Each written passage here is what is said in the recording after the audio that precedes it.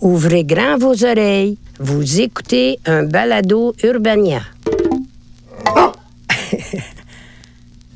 Je m'appelle Mathieu Aubry. Vous écoutez Grosse Tête du crime, une série de balados sur les innovations dans le monde de la criminalité menée par 6 étudiantes et étudiants de l'UQAM. Dans cet épisode, on va vous faire découvrir 2 méthodes d'investigation novatrices créées au Canada. Le 28 octobre 2017, vers 12h30, Jonathan Daval alerte la police. Sa copine Alexia n'est pas rentrée de son jogging matinal habituel. Un appel à témoins est lancé et des battues sont organisées. 2 jours plus tard, un corps calciné est retrouvé dissimulé sous des feuillages dans une forêt, à quelques kilomètres du domicile de la jeune femme. L'autopsie confirme qu'il s'agit bien du corps de la joggeuse. Elle a été frappée et étranglée à mort. Les proches d'Alexia reçoivent des tonnes de témoignages d'affection. Partout, des courses sont organisées en la mémoire de la victime qui était surtout connue pour sa passion du jogging. Le 5 novembre 2017, une marche blanche de près de 10 000 personnes est organisée pour rendre hommage à la victime. Les parents et le conjoint d'Alexia y apparaissent unis, bien ravagés par le drame. Pourtant, le 29 janvier 2018, Jonathan Daval, le mari d'Alexia, est mis en détention suite au témoignage d'un voisin qui a vu la voiture du conjoint quitter le domicile du couple à une heure tardive la nuit du meurtre. Bonsoir à toutes et tous, si vous nous rejoignez maintenant, on a eu en fin d'après-midi, c'est ce qu'ont dit ses avocats, Maître Ornelas Patafora et Randall Schwerdorfer, les aveux de Jonathan Daval. Il a avoué avoir tué son épouse Alexia, celle que l'on présentait comme la joggeuse. Donc, le 30 janvier 2018, Jonathan finit par se confier aux enquêteurs. Il avoue avoir perdu son sang-froid lors d'une dispute conjugale. Il aura passé près d'une trentaine d'heures de garde à vue avant de passer aux aveux. Mais ce qui est vraiment intéressant dans cette histoire, c'est qu'ils ont dû recourir à une méthode québécoise pour y arriver. La méthode ProGréAI, ou processus général de recueil des entretiens, auditions et interrogatoires, est une méthode qui a été mise au point par Jacques Landry, un ancien policier spécialiste en criminologie et auteur du plan d'interrogatoire Landry. Ça, c'est Félix Huigo, mon collègue du lab. Originaire des cantons de l'Est, Jacques Landry vit aujourd'hui à Saint-Mathieu-de-Belleuil, sur la rive sud de Montréal. On a eu envie d'aller lui rendre une petite visite pour en savoir plus sur cette fameuse méthode. Autant vous dire tout de suite que ce ne fut pas une promenade de santé. Entre une correspondance ratée à cause d'une mauvaise information reçue au guichet du terminus et un taxi qui n'arrivait pas à trouver l'adresse de l'immeuble, il en a fallu du cran pour ne pas arriver à destination au bord de la crise de nerfs. On est arrivé avec un tout petit peu de retard, du coup je m'attendais à trouver un accueil un peu froid. Mais c'est tout le contraire qui nous attendait. Dois-tu m'ouvrir la porte? Bonjour. Jacques Landry, c'est un grand monsieur aux cheveux châtains, d'environ une 60aine d'années, à la mine aguerrie et aux yeux vifs. Il peut avoir l'air imposant du haut de son 1,80 m, mais détrompez-vous, il est plus bienveillant qu'autre chose. Dur à croire que c'est un des enquêteurs les plus redoutables du Québec que j'avais devant moi. C'est donc avec plaisir qu'il accepta de nous parler de son parcours atypique. Moi, je voulais aller en médecine, mais mon père avait une ferme. Il fallait que je l'aide sur la ferme. Donc, l'université qui j'avais été choisie, c'était justement à Chicoutimi. C'était trop loin, ça coûtait trop cher, mes parents n'avaient pas d'argent, je viens d'une famille assez pauvre. Et à ce moment-là, les corps de police faisaient le tour des collèges. Et mon frère avait fait application, il était entré depuis 1 an dans la police. Et je me suis dit, je vais essayer ça, je pense que peut-être je vais aimer ça. Et on m'a pris tout de suite. Fait que je suis rentré dans la Sûreté du Québec à 17 ans. La commission Bellemare, c'est un groupe de travail chargé d'examiner les pratiques en matière d'enquête criminelle au sein des corps de police du Québec. C'est dans le cadre de cette commission que Jacques Landry a mis au point sa fameuse méthode. Oui, j'ai mis sur pied cette approche-là, cette méthode-là. À l'époque, il n'y avait pas de formation. Aucune formation. On apprenait avec du mentorat, avec un vieux de la vieille, comme on dit. Sur le terrain même? Sur le terrain même. Tu sais, je regarde certains pays où il y a eu des méthodes utilisées, allant de la violence à la torture. À la torture, moi, vous allez me faire dire ce que vous voulez.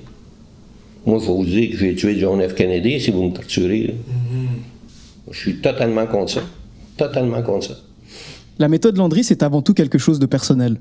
Celle-ci semble être basée sur une volonté de comprendre le suspect plutôt que de résoudre l'enquête. En psychologie sociale, la dissonance cognitive, c'est la tension interne qui se crée dans notre système de croyances lorsqu'une personne adopte un comportement en contradiction avec ses valeurs.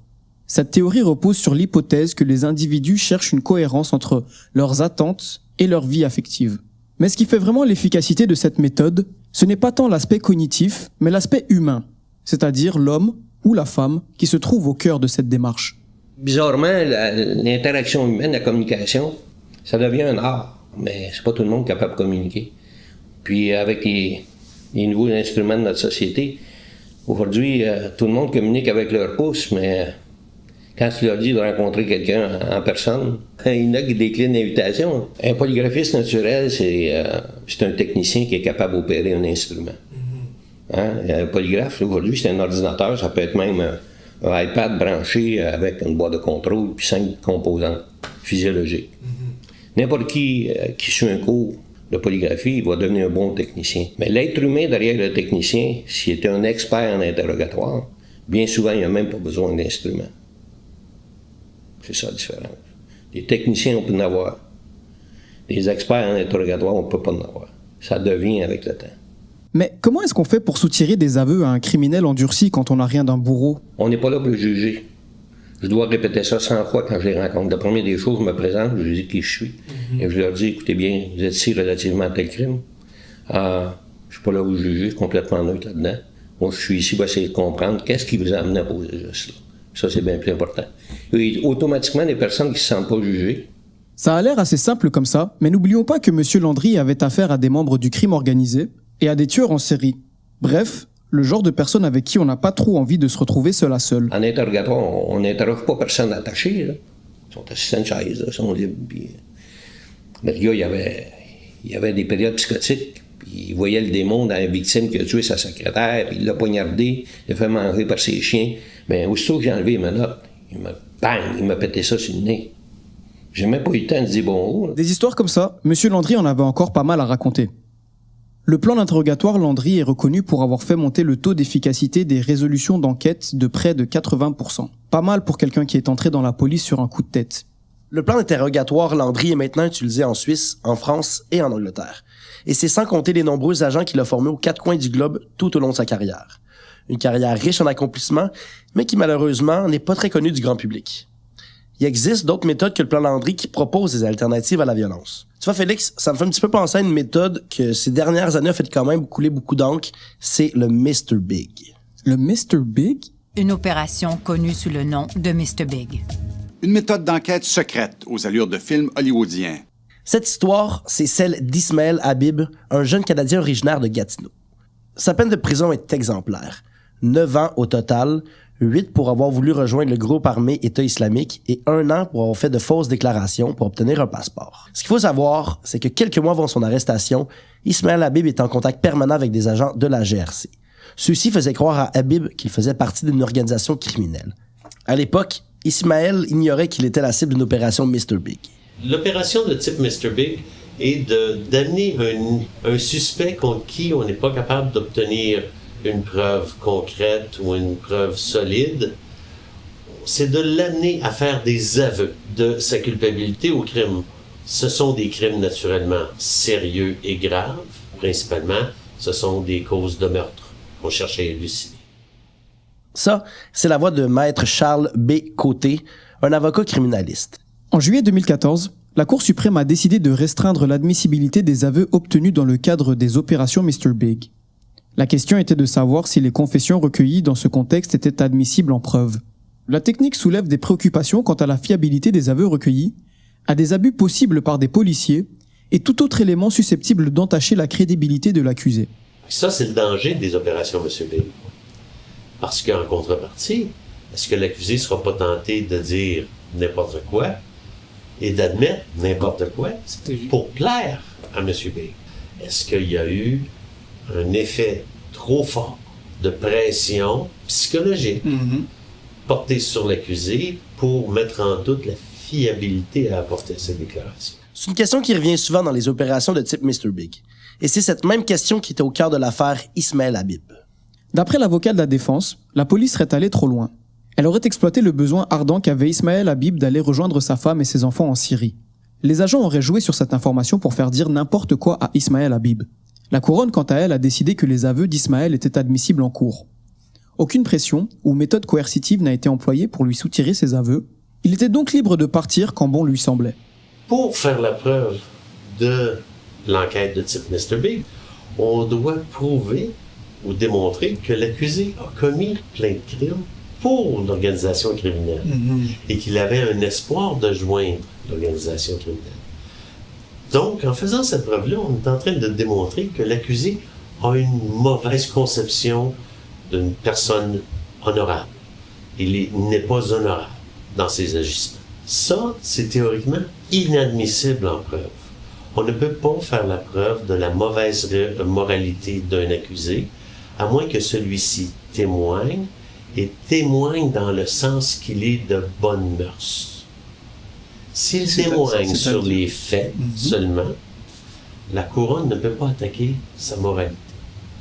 Mais si l'accusé vient dire que c'est une personne digne de foi, que jamais il ne commettrait un crime, là, à partir de ce moment-là, il a tenté de faire une preuve de bonne réputation, alors la porte est ouverte pour faire une preuve de mauvaise réputation. En gros, lors d'une première arrestation, les policiers ont soupçonné Ismaël Habib de vouloir rejoindre le groupe armé État islamique. Mais avant de pouvoir l'accuser, il fallait tout d'abord prouver que telles étaient ses intentions. C'est bien ce qui était inédit dans cette affaire. C'est la première fois qu'un adulte est reconnu coupable d'avoir voulu fuir le pays pour aller rejoindre un groupe terroriste. Mais c'est une première décision en matière de terrorisme qui a été confirmée par l'admissibilité d'une opération de type Mr. Big. On utilise généralement le terme jurisprudence pour parler de l'ensemble des décisions rendues par des juges. Fait jurisprudence dans le sens c'est le premier cas, mais est-ce que ça va être cité autant qu'une décision d'un tribunal d'appel? Non. Ça va être un cas d'application.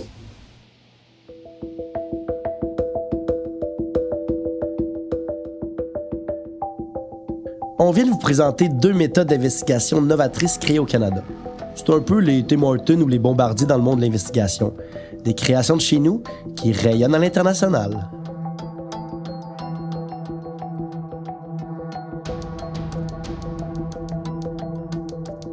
Grosse Tête du crime, c'est une équipe composée d'étudiants de l'UQAM.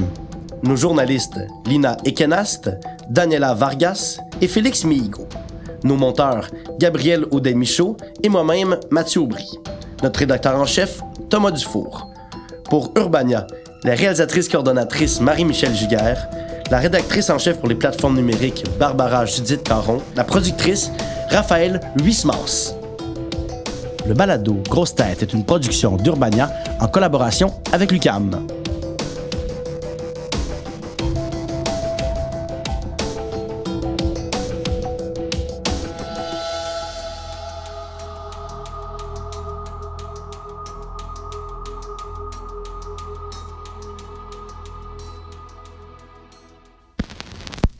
Vous avez aimé ce balado? Découvrez-en plus sur urbania.ca.